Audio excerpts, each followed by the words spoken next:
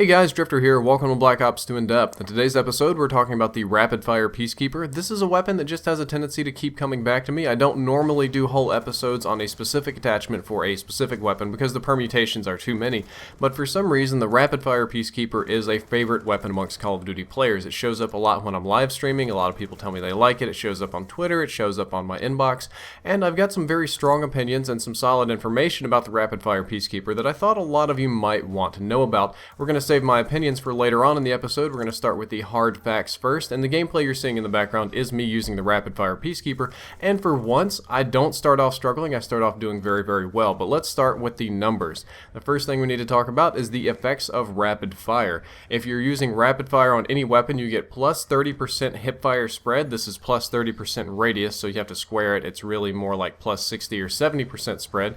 You get a 51% increase in fire rate. That's a good thing. The hipfire spread's a bad thing. That makes it less accurate. You get negative 60% range on submachine guns. It's negative 55% on light machine guns, but negative 60 is kind of easier to remember. And you get plus 15% recoil. Technically, it's minus 15% center speed, and center speed is a recoil component, but I don't want to get into the inverse and double negative, so it's just plus 15% recoil. You can see we have one very good one, a massive increase in fire rate, and then three bad ones. Worse hip fire, worse range, way worse range, that's probably the big one, and a little increase in recoil.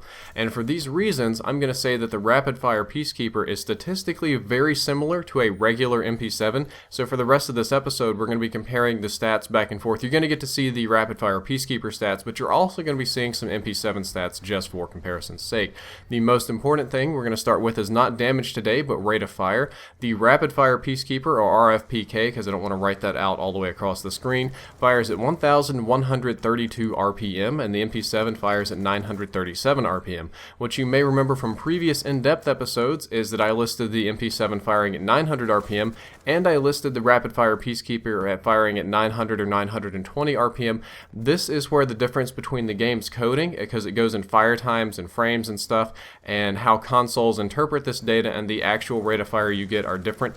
The actual rate of fire on the Rapid Fire Peacekeeper is somewhat less than that. It's closer to 900 to 950, and the MP7 is very close to 900 when you're playing on a console. If you're playing on PC and you're using ideal settings, I'd highly recommend you go look up that How to Shoot Faster and that video I made where I talked about frame rates. It'll be more similar to this, but for most of you on console, they're going to be shooting at a similar rate of fire, though the Rapid Fire Peacekeeper will be shooting slightly faster, so that's an advantage there.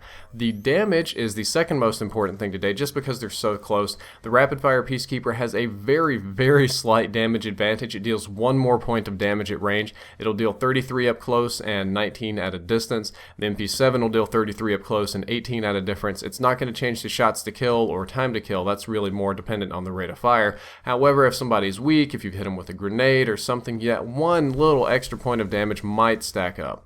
The biggest difference between the two is that the MP7 has a 25% longer 4-hit kill range than the Rapid Fire Peacekeeper, and if you're looking at the 5-hit kill range, it's a 5% longer. Now, they're both the same at 6 shots to kill because that's super, super crazy far away, but the regular Peacekeeper has way better range than the MP7. However, when you put Rapid Fire on it, you get negative 60% range on your awesome Peacekeeper range, and it nerfs it back to being a little bit less than that of the MP7. So the MP7's got 25% better 4-shot kill range, that's the fastest you're ever going to kill anybody, and a little bit better 5-shot kill range, but you're probably not going to be shooting at too many people that are that far away.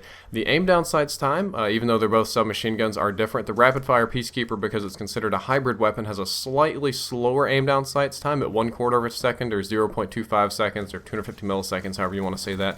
The regular MP7 has an aim down sights time of 200 milliseconds, or 0.2 seconds. It's 50 milliseconds is not a whole lot of time difference, but it is a slight difference. Peacekeeper is more like an assault rifle. MP7's right in line with the other submachine guns.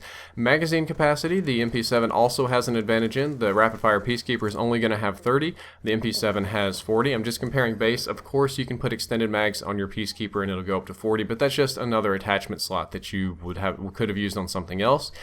The MP7 reload animation is faster, but the rapid-fire Peacekeeper has a faster reload cancel time. This seems a little bit crazy, but you guys cancel your reload all the time with YY or sprinting forward.